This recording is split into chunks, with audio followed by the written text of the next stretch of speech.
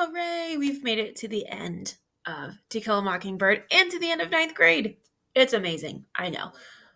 So, if you read chapters 28 and 29, we're going to review those chapters. So, even if you didn't, you're going to get kind of a quick review of how that went. And then we'll preview chapters 30 and 31, and we'll talk about this final assessment that you're going to have. So, in chapter 28, Scout and Jem go to the Halloween pageant, and remember that Scout is dressed as a ham. So she's like in this big ham costume, right? And it has like a bone or a hawk at the top that Jem uses to like hold her and steady her.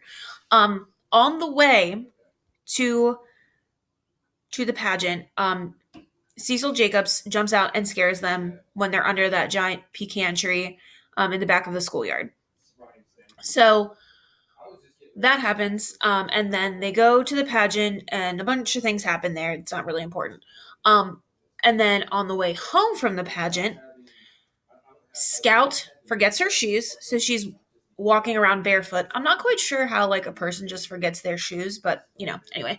And Jem is like, I have your dress if you want to put your dress on. And she was like, I can't do it in the dark. So again, Scout is wearing that giant ham hock and it just has like these little eye holes.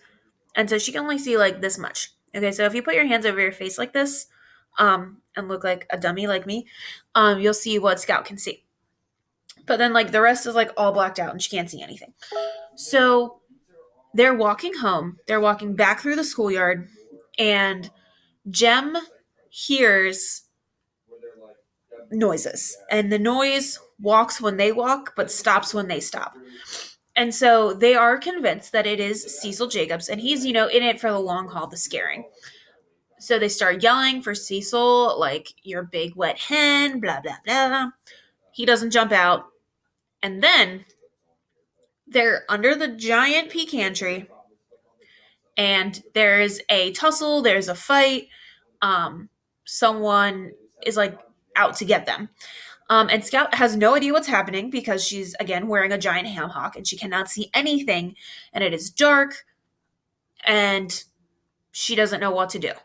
So this kerfuffle occurs, and Jem falls down. She thinks that Jem gets up. And eventually, when like the drama subsides, she's able to get up and she sees a man carrying Jem back to the house. And there's a couple different things that we learn in chapter 29. So one, we learn that this is how Jem broke his arm from the beginning of the novel. Remember, the first line of the novel is that when Jem was nearly 13, he broke his arm at the elbow. So the doctor comes. He assures Scout that Jem is not dead, just has a nasty break in his elbow, and he'll be fine.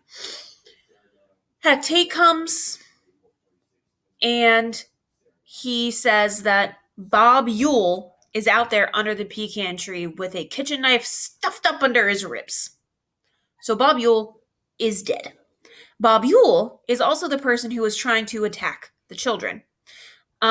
And the person who saves the children is Boo Radley. So that's where chapter 29 kind of ends.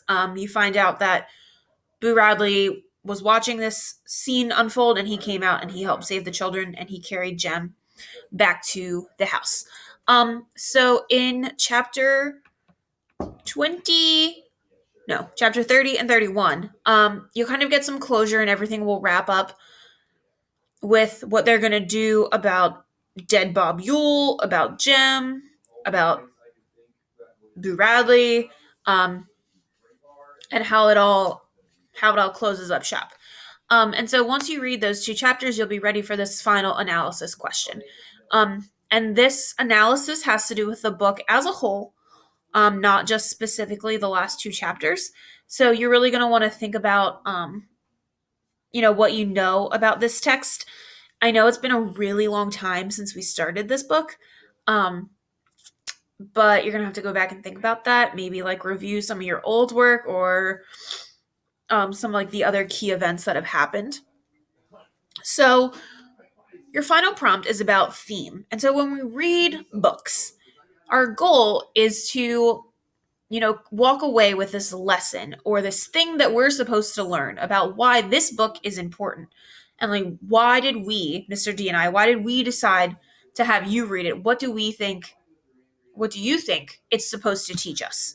Um, so what theme does Harper Lee develop about good and evil, or about human nature, or how good and evil interact within human nature? You're also going to want to consider the characters that help develop this theme and provide two examples from the text, like specific concrete examples. Um, and so Mr. D and I both want you to remember that theme is a statement, it is a sentence.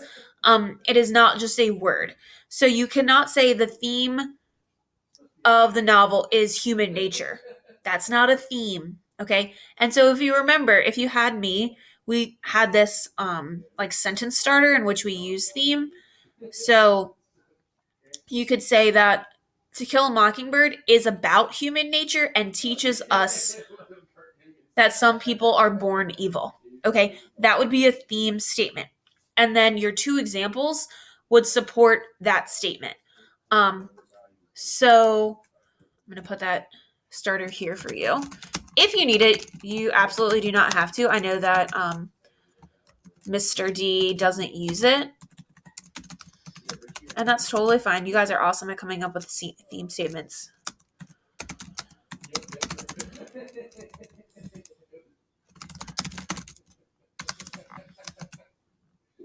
Okay, so those are those two blanks.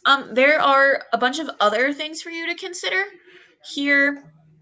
And remember, these questions, you do not need to answer them like right here at these bullet points. That's not a response, okay? That's just you answering questions.